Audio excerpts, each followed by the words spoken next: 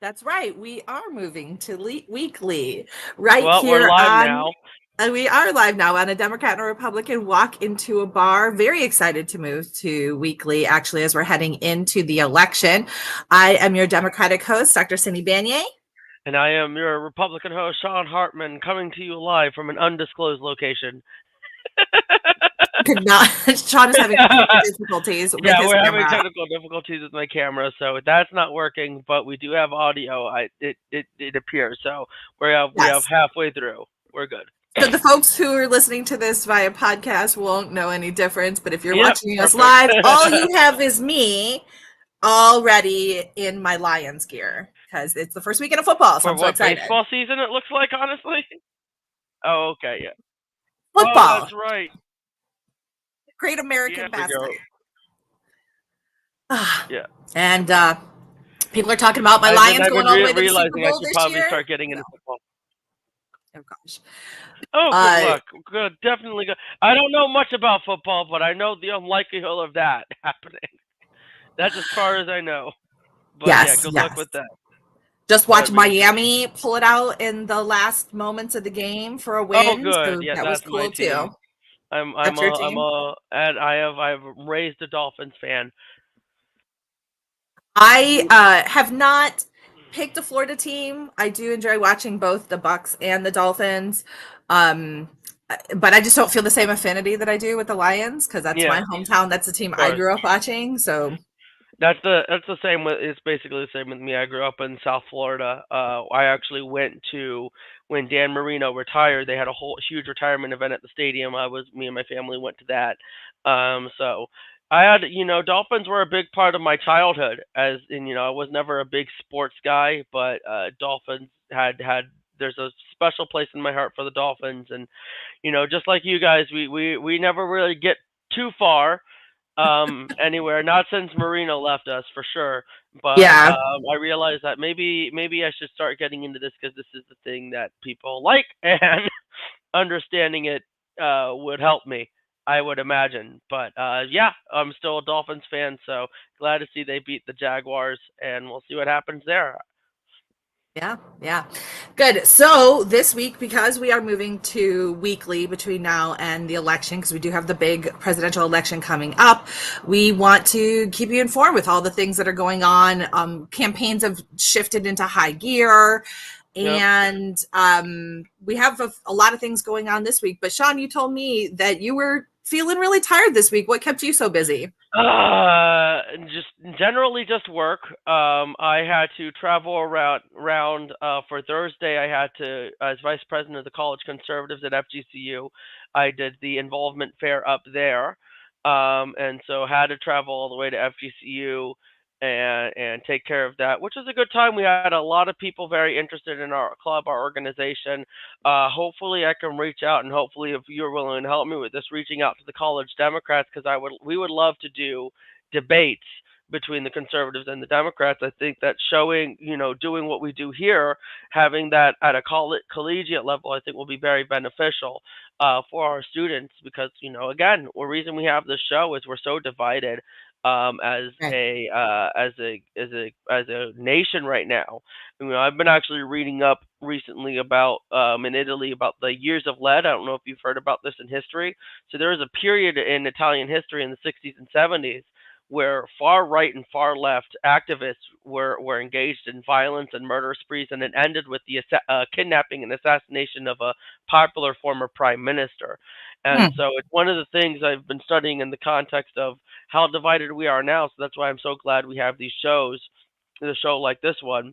So we're hoping to get that organized, and getting all of that stuff organized with that club has been a hassle, but it's been a good hassle, a good stress, if you will. And my uncle in town from Texas to visit with my grandparents, so we went to see the Reagan movie. Which I will say, yes, there is a Reagan movie. You seem as just as surprised as a lot of people because they didn't freaking advertise. No, this has actually been a movie that's been in the works since 2010. I heard about it in 2015, so I have been waiting 10 years for this movie, and it was 75% good. There's like 3/4 of the movie were generally good and enjoyable, but there's a lot of, and I mean, coming into this, you knew that this is going to be a mythologized version of Reagan, and it very much was. But there are some levels of it, particularly dealing with this childhood and youth, that just came off as extremely, extremely absurd. For example, he was a lifeguard, and they made it out like women would try to pretend to be helpless to try to get him to save him. And I'm like, where is that in the biography? I just like stuff that were so absurdly unbelievable. They had John Voight, the most unbelievable part, and I'm spoiling the beginning of the movie. So John Voight plays a former Soviet KGB agent who's like a composite character of like Soviet operations. And the way they start this is they bring in this young guy who looks like he's in his 20s, if I'm being honest. And he is meeting with the KGB agent to figure out why the Soviet Union fell. And they're branding him as like the next leader of the country. And I'm like, that is the most unbelievable thing, because you really think Putin is going to be giving up power anytime soon. And more importantly, you think he's going to give his power up to some 20-year-old young upstart. He's probably already person. So there's a lot of just like unbelievable parts of it. There are a lot of great parts to it. The other part that really upset me was they unnecessarily overhyped the tear down this wall speech. They like made this, they like, with the music and with how the writers were acting, it was like they did all these things that made it unnecessary. And kind of cheesy to say like, oh, it's this great thing that he did. The speech itself is hype enough. Iconic. Yeah. Yeah, it's an iconic speech. It's a legendary speech. You don't need to turn it in. You didn't need to unnecessary and artificially hype it up, is essentially what had happened there. I was disappointed in the sense that I had been waiting for 10 years and expected more, but I still thought it was a pretty good movie for about 3/4 of the actual movie. That's really funny. And I'll just say that I think, Ronald Reagan in his heyday as an actor was hot. So probably women were throwing themselves all over him. But I really want to know about the throat goat. Good old Nancy. Did they say anything about her prowess, about how she really brought Ronnie in? She did. I will say Nancy came off as a very powerful figure in the movie. She was very much involved. They made it out that Nancy was the one who pushed him to fight against the Iran-Contra scandal. So she was somehow involved in that, but yeah, I think they could have done more. They did bring up that she was study. There's that rumor, of course, that she had dealt with horoscopes. Wow. Oh yeah. Astrology after the assassination. They actually start the movie with the assassination attempt. Which I thought they was very good, and I think they portrayed their relationship with Tom DeLay very well, which is a very important part, because Tom DeLay and Reagan actually had a very good working relationship despite their political disagreements. So, but all in all, I mean, the main thing is with a lot of these biopics, most of these biopics these days, you can't do the full life of them anymore. You have to either focus on one specific thing, or if you're going to do a full life biopic, you have to do like it as a TV series. Napoleon is another example of this. They tried to pull all of Napoleon's life in a 2 to 3 hour movie, and you just can't do that. So these days, I think, as an aspiring filmmaker myself, I think if you're going to deal with a biopic, you don't, as a movie, only focus on a specific area or a specific part or a specific thing with that individual, not the whole life story. You just can't do that anymore. And I did want to say one thing about the college groups is that there is a college Democrats group that is been forming, kind of been back and forth, mostly because the group that had formerly been the college Democrats actually turned into the college Democratic Socialists. So they went real far left. Oh, that would have been so much fun to deal with debates with them. No, please. But I will say this, okay, because I am teaching American government this semester. It's all virtual, so I'm not actually in front of the folks, but I'll put out the offer to both the college Republicans and the college Democrats to make a short promo video about recruiting and put it into the announcements for my class for both the college Republicans and the college Democrats. And then I will connect you with the leadership so you guys can look at getting some debates together, because I think that would be a great idea. Yeah, I would love to have those debates with the college Democrats. Yeah, I know there's a lot of people. There's a lot of people who are organizations that are like filling up their board rosters. I know that was our main thing that we had to do with the college conservatives, and then I also now got roped into the board of Turning Point because they haven't been active, and so I'm now on two boards, and most of it is just because you need to have these board seats to have a club, and so Right. it can be frustrating for sure to get all of the organization in, but that's the type of person I am. And people ask me to help out, I volunteer. That's the type. It can be a hassle for sometimes. So this week was actually a big week for Democrats here in Southwest Florida. Not sure if Mm. all of you followed that. So we started off the week. Well, of course, we had the Labor Day holiday, right? So there was a lot of activity and things like that, and people just generally celebrating the end of summer. So Yeah, which is the start of campaign season, of course, the there unofficial you start of go. campaign season with Labor Right. Day. So yes. So then we had the official Yes, kickoff, give of us course. the news from the Democrats' corner. What's been going on here locally? So Oh, I think the you bus cut tour. off. You're cutting off there a little bit. Are you okay? Yeah, I'm okay. Can you hear me? Oh, Okay. So yeah, see, the I can hear you now. You're gonna have to start over though. It's like there's some sort of cutting. okay, good. So we actually started the Reproductive Freedom Tour, Kamala Harris bus tour in Florida, started in Palm Beach. She has surrogates going out to 75 locations across the country. And Hmm. we had the Democratic National Committee Chair, Jamie Harrison, came and visited us here in Fort Myers, along with Mm. Senate Democratic nominee for U.S. Senate, Debbie Murcaso Powell. And Oh, we I think had you're talking about that. Yeah. yeah, we had a great turnout. She came during the day. We did canvassing. So we had on a Tuesday afternoon, we had about 50 people show up to go canvassing. We had groups of people doing phone banking.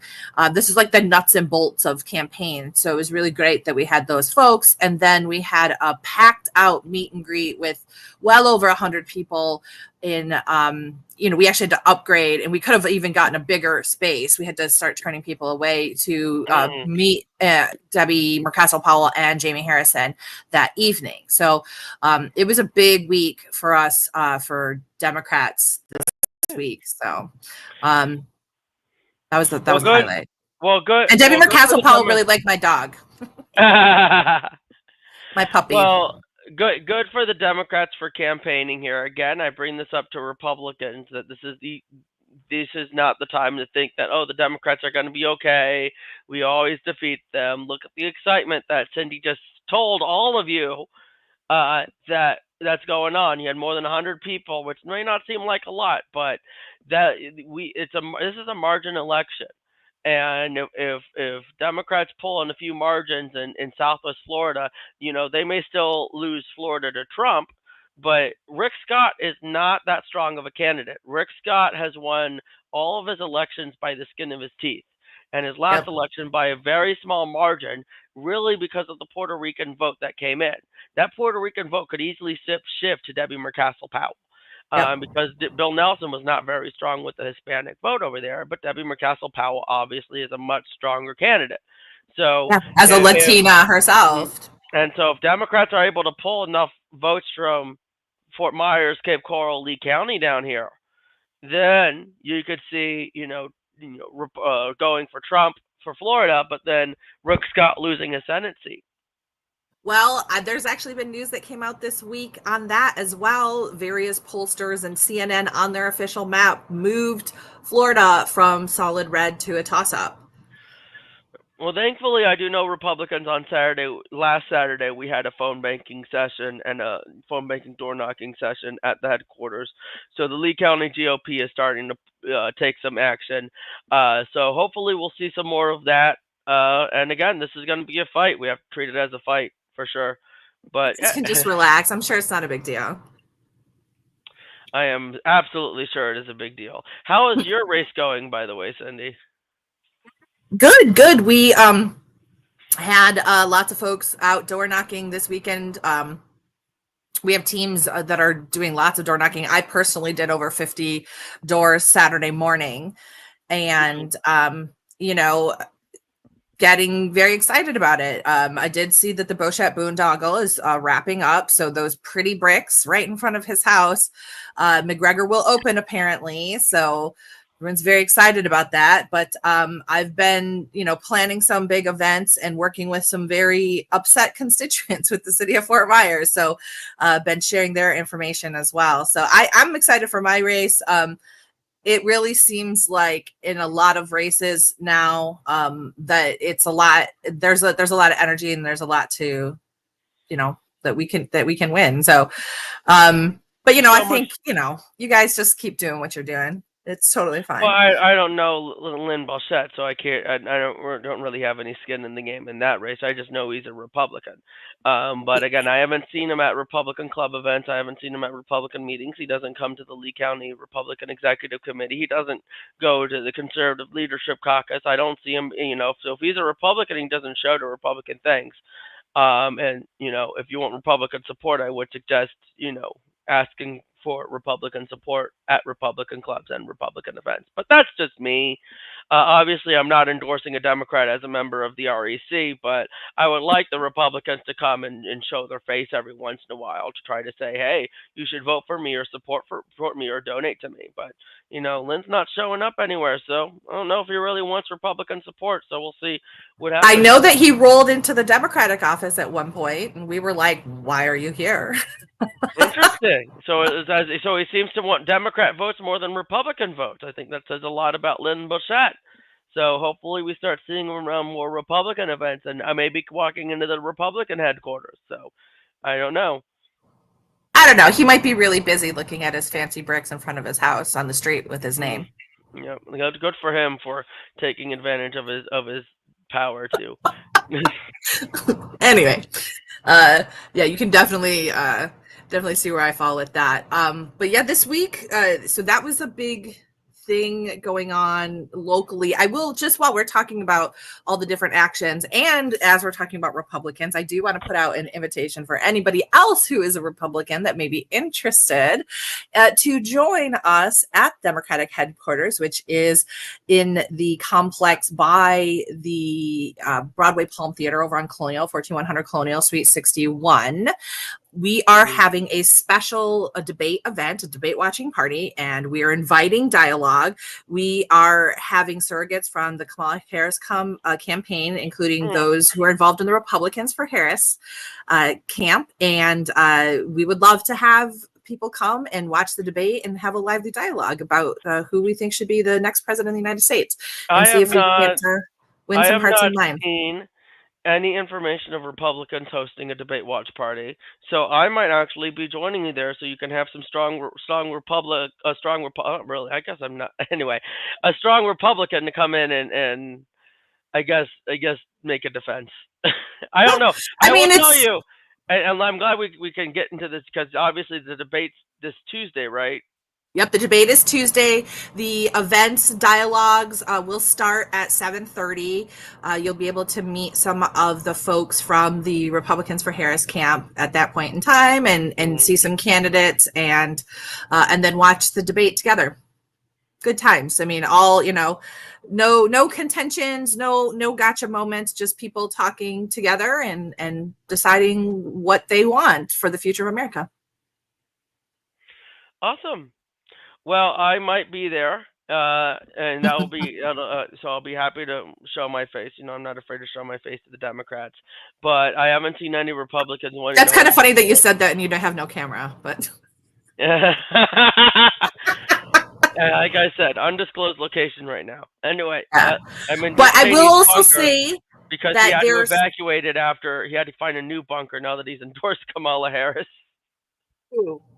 Cheney's. Cheney. Yeah, Cheney. Oh, yeah. We'll talk about that in a moment. Yeah. I do also want to say that there are watch parties. There is a nonpartisan watch party hosted by the Divine Nine, which is Black sororities and fraternities going on in Fort Myers. And then I am also co-hosting an event out in Eastleigh with candidate Cornelius Fowler and the Democratic Women's Club of Eastleigh. That's going to be at Mugs and Jugs. That will be starting just ahead of the debate as well, but you can come grab a drink, get some nachos, and join in with some folks as well. Awesome. Open Yeah, to all. I'll reach out to you. Yeah, definitely reach out to you after this to talk to figure out the times and everything. Yeah, what time does all of these events start? Well, the debate itself starts at 9:30 or 9 o'clock. So, But like, when does your event start? so we're starting. The Eastleigh is at 9, but the Republicans for Harris surrogate is going to be there from 7:30 at Dem HQ. 7:30. Okay. All right. Perfect. All right. That sounds like a fun time. And let's actually get to that debate and what we're anticipating and what are the expectations. I, for one, have very low expectations for Trump, which I hope plays to my advantage. I hope to be pleasantly surprised on his debate performance, but I am not anticipating great things. Look, like I said this before, I think Kamala is a strong debater. I think she is a prosecutor. I think she clobbered Joe Biden in the debates, which is one of the reasons why I think he chose her. I think he hit her very hard, and I think she can easily hit Trump very hard as well. So it's not. I'm not looking forward to watching it. If I'm Maybe that's why there's no Republican watch party. maybe that's the reason. But yeah, no one's told me that. And again, I'm the guy who does the weekly newsletter, so usually I'm the one who gets that information first. But you've had a lot of people and candidates for some reason not wanting to get themselves advertised in our newsletter, or not wanting to reach out to me. I don't know why, but anyway.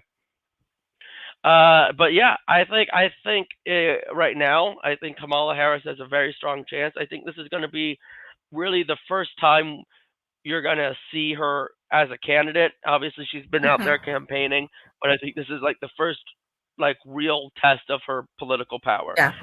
This was the debate that destroyed Joe Biden and removed him from the top. So this is a make or break. But I think obviously it's Kamala's to lose, if you will, or she's the shoe-in to really show up strong for this debate, and we'll see what Trump does. We'll see if Trump can actually stay on message, not get distracted, focus on issues and policy, like everyone has apparently been advising him.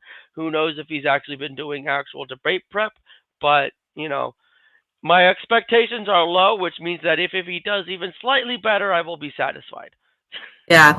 Well, I know that a lot of the left-leaning folks and the liberal pundits and things like that have been talking about how the performance from Joe Biden in the previous presidential debate really overshadowed the lies and the lack of policy that Trump was presenting during his side of the debate. Because everybody's like, "Oh my gosh, what's wrong with Joe Biden?" So what I think a lot of people are hoping for on the Democratic side is that there is that Kamala Harris can come out strong, that she can, talk about her policies and her ideas. And then the only thing that will be there to talk about is kind of the things that Trump says or does, which I think it's probably good for you to be setting the bar of expectations low, because I just don't see Trump taking a turn towards policy, towards, civility. I mean, he lives in bombast, right? Like he is all about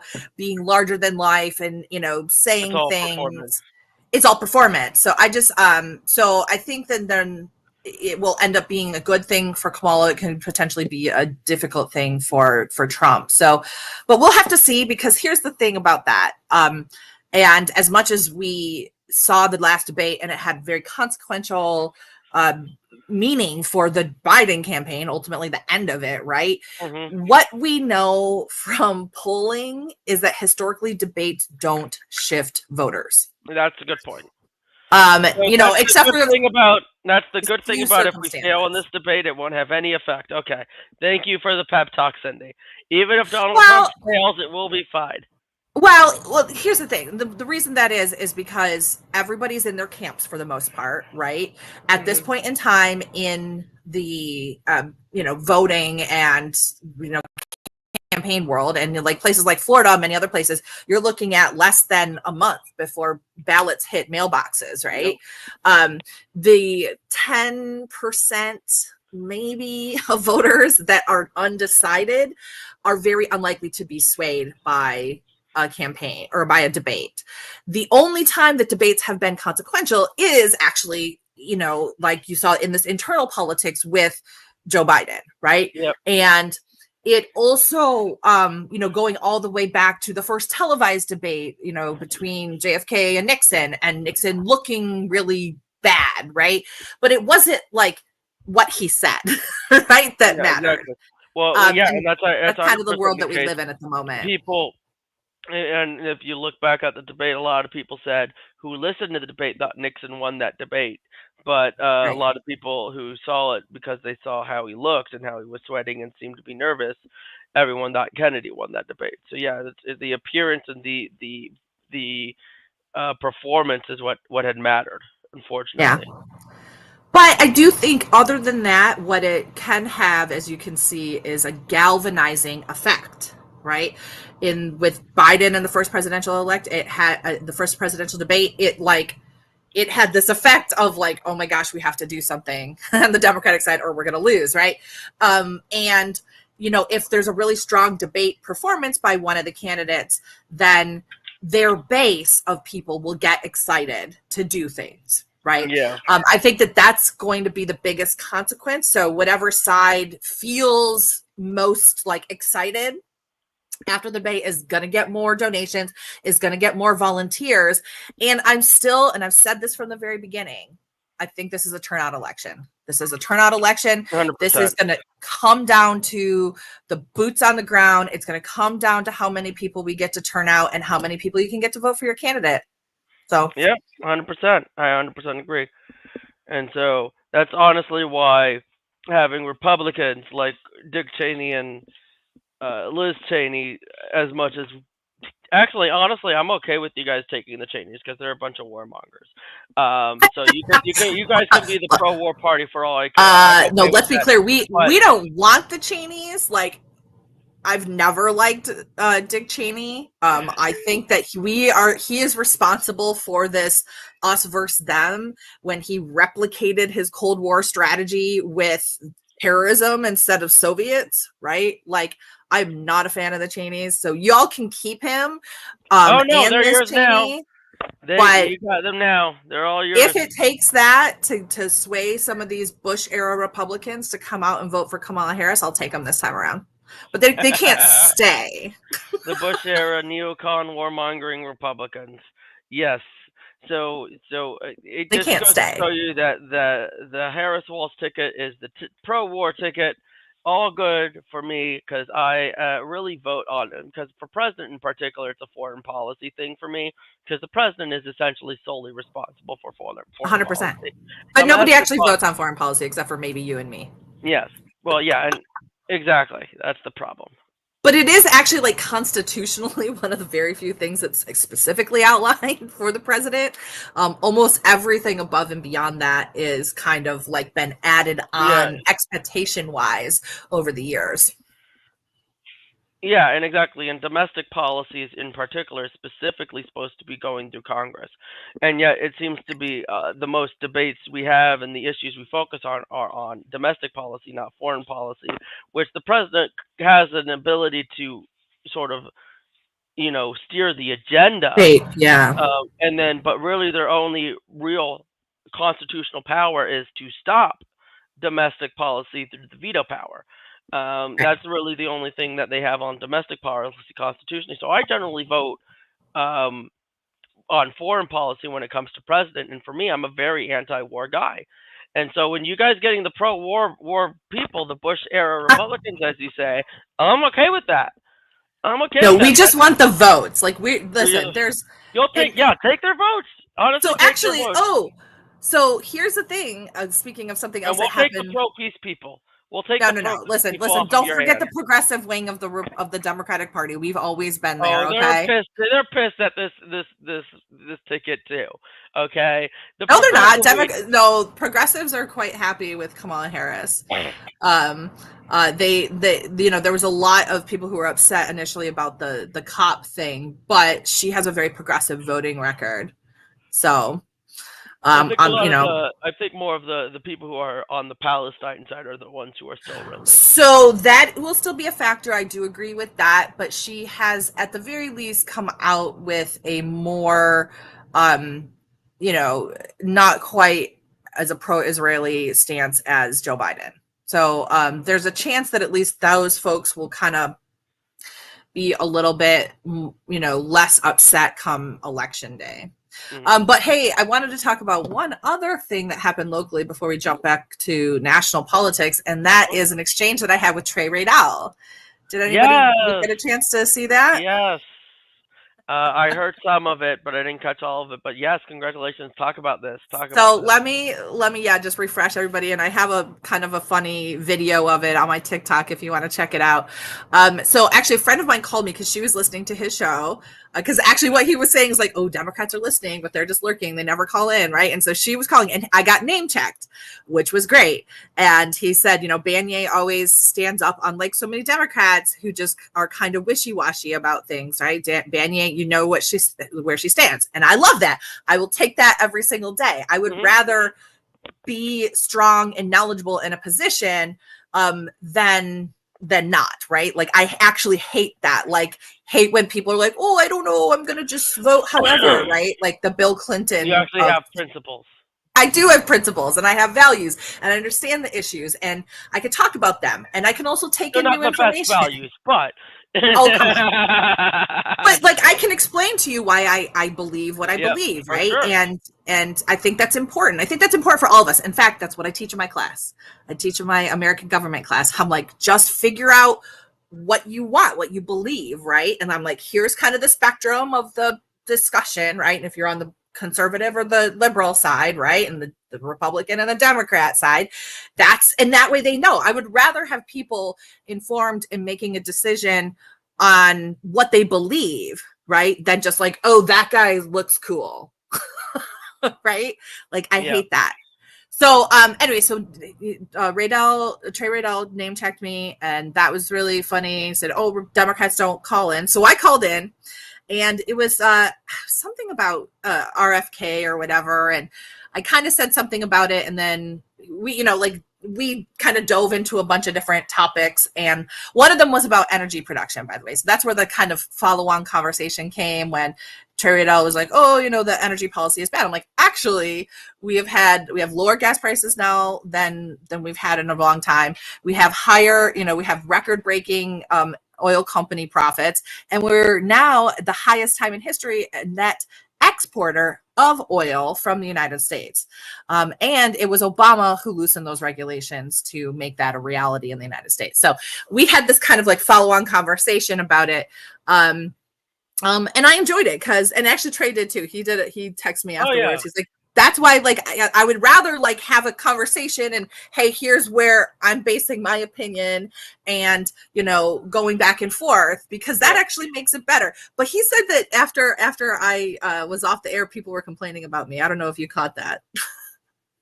It doesn't surprise me. I mean, look, you have a lot of Republicans who don't want to give Democrats a platform because they want to, live in their bubble, live in their echo chamber, and that's the problem on both sides. I mean, you have Yeah. people on your side too who are just watching MSNBC all day. I'll be honest, like I do watch Morning Joe. I used to watch him a lot when he was still a Republican. And I try to still watch him to try to understand what Democrats are thinking and what sort of their opinions are. And dear God, like the amount of just anger and hatred for Trump from him. It's just, I didn't really believe in Trump derangement syndrome, as it were, until I watched Morning Joe and how it's like maybe you'll get one or two segments on Israel and Palestine.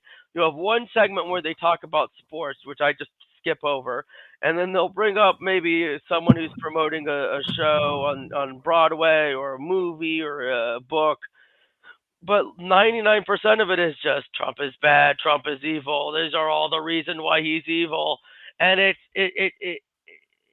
gets tiresome. Honestly, it's like Yeah. how can you live under that? I can understand having reasonable opposition against Trump. Look, I'm not the biggest fan of Trump, as we all know. I am not like his biggest cheerleader. I'm going to be voting for him over Kamala Harris, but I didn't want him to be our nominee in the primary. No one has to know, Sean. As of right now, I am not knowing. I was honestly considering RFK for a bit before he dropped out. I'll be real with y'all. I honestly appreciated, and I said this before, Robert F. K's unifying message. I agree with you that it is still hard for an independent to do that, but that sort of desire is sort of my desire to have a more unified country where we're not as divided as we are, which is again why we do this show. Yep. Yeah, no, it's I don't watch any of that because I don't have cable because I'm a millennial, and so I don't I'm actually reading various articles. Technically, it's my dad's DirecTV, so I don't. I'm just not mine. It's just like they have a streaming service. Actually, every time I travel, I do I'll turn on those shows, and yeah, it is. But it's like I honestly believe that all of these cable news networks, their whole job is to get people upset. Like that's how they make their ratings, right? So it's just like constant, this and that, and yeah. And so I realized quite a long time ago that it was not like mentally healthy for me to be listening to this. So I actually, how I get my information is I'm always kind of perusing to see what's trending, right? So like the different news and things like that, because I figure if there's a lot of people talking about it, I just want to know what's going on. Yeah. So, and then I read a lot of different ones, of what is going on. I watch a lot of the local newspapers and stuff like that too. So, I don't know. And I think that does change the way that you look at things. If you're just really only kind of imbibing this, right or left, hyper partisan information, then you're not as flexible, right? Like your thinking is less flexible, but just because you've been taking so much of it in. Yep. So what else? So we had the presidential debate. We had the Cheneys come in. One little thing that I wanted to talk about that kind of plays into things that you and I have talked about before is the report that there are Russian agents that were going to bring this up. I was hoping we would avoid this. No, we are not going to avoid this. So that Russian agents were paying millions of dollars to right-wing media, pundits, including Benny Johnson and I don't know, other people. Let's actually be clear about this. Okay. So first off, what they were doing, they were paying a company. I don't know if they actually set up. So the company is called Tenet Media. I'm trying to figure out if the Russians set up the company or if they were just investors in the company. But the thing is the influencers themselves did not know about the financial involvement of Russia. And we already had Tim Pool let out a very profane statement about how much he hates Putin and made it very clear that he is not associated and he is disgusted by that. Here's the thing I want to say really about this whole issue.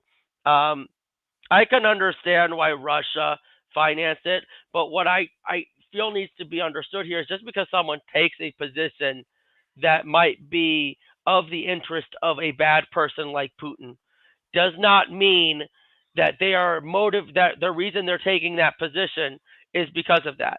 So, for example, I have said on the show multiple times that I think we need to have peace talks when it comes to Ukraine.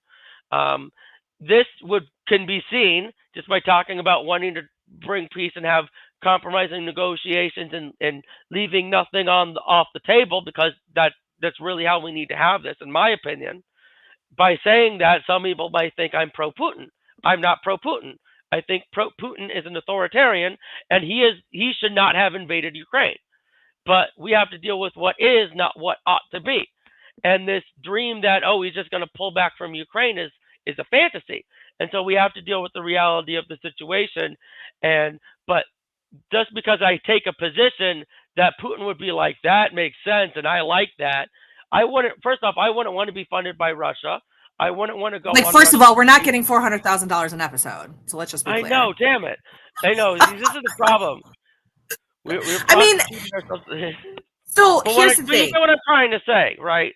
I do. And so what we do know is that Russia has for a very long time Yeah. been sowing discord between Americans to cause conflict and confusion. That has been their strategy to destabilize the United States for a good 20 years. Okay.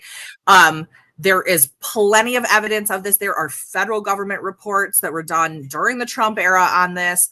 And There's been mind you, numerous prosecutions too, by the way. and this hasn't been isolated to the right. They have funded left-wing organizations like Jill Stein as well. This is not a Oh left-wing, yeah, right-wing issue. This is no, but a Russia wanting to divide us recently issue. recently it's been focused on the right because it's been working. Okay. And they have found folks that were amenable to the messages that they wanted. Okay. And it So just, they found people who had positions that they felt were more in line with their positions. But let's again, going back to what I said, just because they have these positions doesn't mean they were pro-Russia. They have different motivations for these positions. Anyway, go ahead. there are several documents that are circulating around that are quite literally, here are the positions that we want you to take, and then they would repeated them. They came from the Russian also, media. Well, look, and okay. I have seen that. Like you can explain away the coincidences. You can say, "Oh, I had no idea that this is what Russia wanted," but they were literally given talking points to promote. Okay. Well, so I will cede ground on them being unwitting in terms of like understanding that they're essentially, espionage agents. I will give them that, but that does not release them from culpability of putting these points out. I don't know. I think it releases them from culpability. The culpability would fall again on the media company that was funded, who gave them the talking points. And sure. And we'll see what the legal situation also ends up because being. I have seen these talking points, and these are talking points that are arrested. Border security. Yeah, well, the media company needs to be held responsible for this because it's the media company that took the money. But again, the talking points in general were stuff like secure our border and inflation and all the stuff that Republicans are bringing up already. So that's like saying, like, but why are they bringing them up, Sean? That's the point. Why are they bringing them up? Because again, these are very polarizing issues. Bingo. They have created this atmosphere of division on it, right? That's the point. Well, to disrupt elections. Let's be clear. Russia did not create the polarization or the division over these issues. No, but they've been feeding polarizing it. And dividing. They've been feeding it. Listen, there were two Americans. I will agree with you there. There were 2 Americans that were arrested prior to the I think it was actually in 2021, so prior to the 2022 campaign, who were doing, the bidding. They were taking money as Russian agents. They were arrested as Russian agents because they were funneling information into, black men for Republicans. Okay. That has been a long time strategy of theirs as well, to get people, and it was a total concept to suppress the black vote to enhance the chances of non-Democrats winning and Donald Trump. That was prior to 2020. Okay. There's also court evidence and people who had been arrested for that. Okay. But specifically targeting black voters and black men. Okay. We are seeing that manifest now with our very own Byron Donalds out there, saying the very same things. Now, is Byron Donalds on the take from Russia? I don't think so. Okay. However, he is saying these very same things based on this kernel that was planted by Russian assets. All right. So I just think that the level of it is so complex, and that's what they want. They are trying to muddy the waters because they want to prove that democracy doesn't work. That makes Russia stronger. So they want to make the United States look chaotic. So I agree with you there. And we've seen this. First off, we've seen a lot of foreign intelligence operations over the past few months. We also saw operations and agents in China and government agencies as well. And we've seen the Iran trying to hack into Donald Trump's situation. I'm not bringing them up to dismiss Russia. I want to be clear about that. But the reason I bring it up is because all 3 of them are doing the same thing, which is what I like to call making the world safe for authoritarianism. They are trying to disprove democracy. You're 100% right, and ignoring the partisan politics of it all. That's why I didn't mention who was going where. It doesn't matter which party or which political affiliation is being affected. It it's a problem that foreign intervention is happening, and these people are trying to dismiss the ideas of democracy that not only make America great, but make the world great through the liberal order that we created, that America helped create. Let's Yes. bring that up after World War II. Correct. So that I 100% agree with you. That is a threat from all angles, and it doesn't matter which political affiliations are affected. But again, someone's position on an issue, and this is what we were talking about with, and hopefully we get to do this at the debate where we get to talk about our issues and why we stand by our principles. People have different ideas and different positions on issues for different reasons. Those motivations of those issues need to be articulated. And just because someone has an idea about something and a position that seems to mimic the position of someone evil like Putin doesn't mean that that person supports Putin or anyone else. And this could go on the left as well. Just because someone takes a position that, I don't know, Karl Marx took or some communist leader took doesn't mean that everything they do is a Marxist communist now. So Yeah, but that's what Democrats are called. of course, and I disagree with that on our end too. All right, because not all So, Democrats are okay. socialists. But here's the thing, and like this is actually why I said that we've talked about this before, right? Because I have made the assertion, and I completely stand by the assertion, that there are major Russian infiltrators in Southwest Florida who are paying and have close relationships with people like Mike Flynn, who is the Sarasota County GOP chair, who Mike Flynn also supported the current Collier and Lee County chairs, as well as the slate that won. Okay. There have been interactions with well-known Russian agents, okay, with the GOP in Lee County. And I think it's something people should know and have on their forefront. So now they may not be sitting there going, oh, yeah, I'm all like pro Putin. I think that there are people who are unwitting participants in this. And I pretty much called them to their face, unwitting participants and Russian propaganda. Okay. I will stand by that because that's what we need to understand here. These folks are not benign actors in this. Okay. They are actively trying to sow chaos in American elections and afterwards. Ivan Ranklin, who has a picture, who is shooting with Mike Thompson and Madison Cawthorn and Anthony Sabatini, okay, and Elfie Oaks and Mike Flynn, okay, is a known Russian asset, has been very pro-Putin, okay? Mike Flynn has been pro-Putin, okay? Even if he doesn't say he is, there are photos and there's financial evidence, okay, to prove otherwise. And these are things that we need to understand. And I'm not saying that any of these people who are locally elected are bad people, but I think that we need to call people to task when they may be manipulated and spreading Russian propaganda to the detriment of our democracy. Like, I feel like that's a compelling thing for me to say and to raise awareness on. And at this point in time, I don't even care if anybody goes to jail for it. I just want people to understand what's happening, and I want them to try to stop and fight against it. So I will say, and again, I don't think Michael is a Russian asset, but if he was a Russian asset, he's a very poor Russian asset because for about half of his term, he had been needing medical care for a surgery, and hasn't actually been super active as a chairman for most of his term, and he's not running for re-election. So if he was a Russian patsy, they're losing their Russian patsy, and the person who I know there are two candidates who I know are going to be running for chairman. I'm not going to mention their names because they haven't publicly announced yet, but the one who I believe is the front runner would not be a Russian patsy for sure. Well, as long as they are, what the connection point is, Mike Flynn. So people need to look out for that. I don't think the front runner would associate with Mike Flynn. Maybe the opponent, but we'll see what happens there.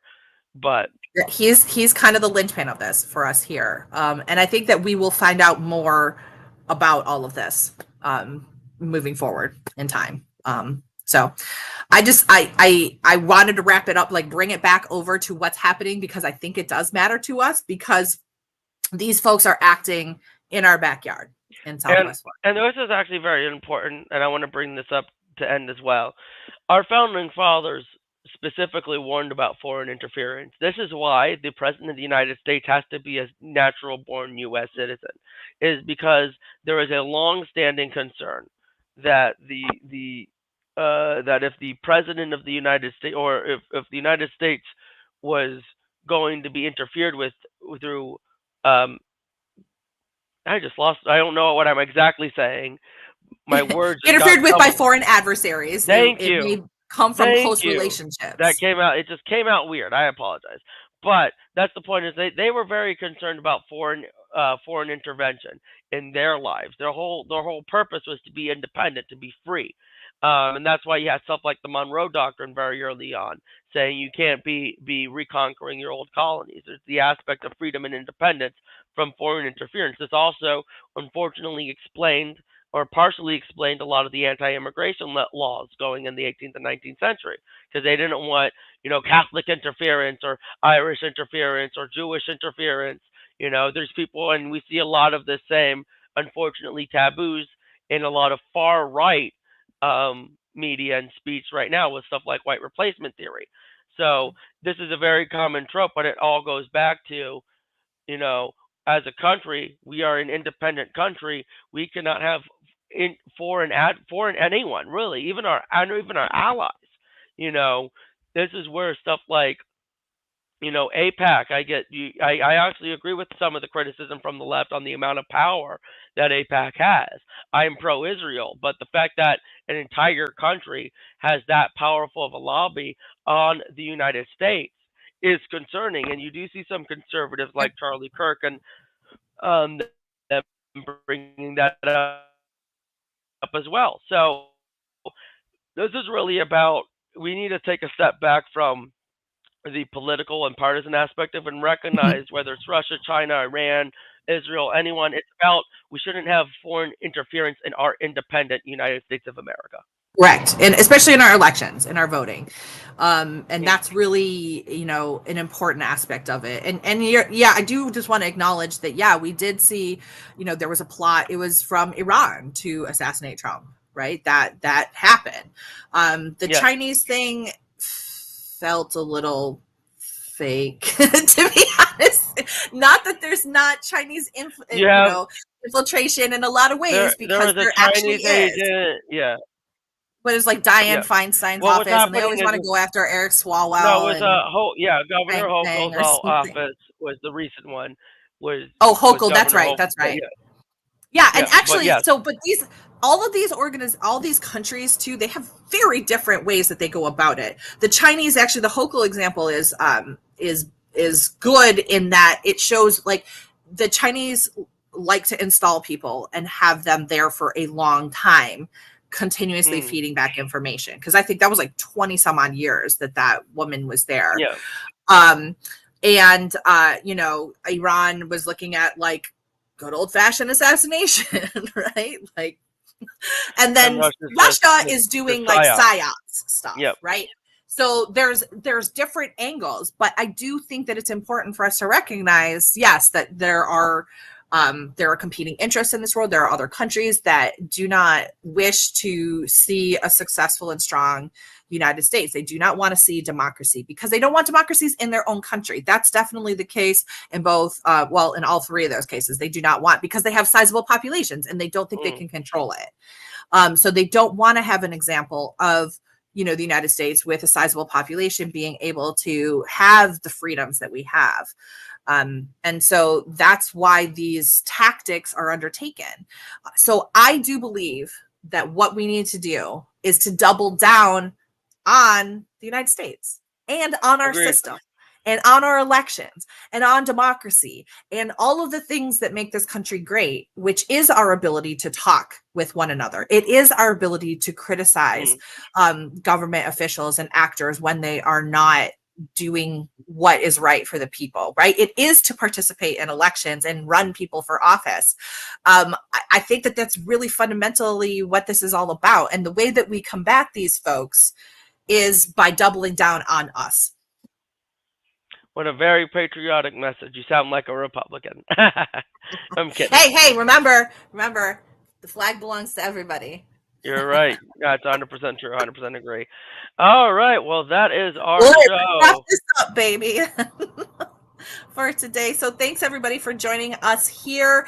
While we are, I'm pulling up my little banner here, but don't forget to register to vote if you moved. Make sure that your IDs are up to date. Make sure you go to the website and get your signatures up to date. If you're choosing to vote by mail, go ahead and get that as well. You can get all of that at the Lee County Supervisors of Elections, lee.vote. Anywhere else in the United States or Florida, you can go to vote.org. That will take you to your local supervisors of elections and get your voter registration ready. Make sure that that is all on the up and up so that you can participate in our amazing democracy.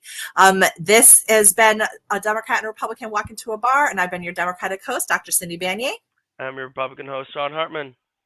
And we would love to have you subscribe at bigmouthmediafl.com on our plans and pricing pages. That will help us keep things going and providing you with this high quality bipartisan discussion. Thanks so much for joining us, and we'll see you next time. Bye-bye.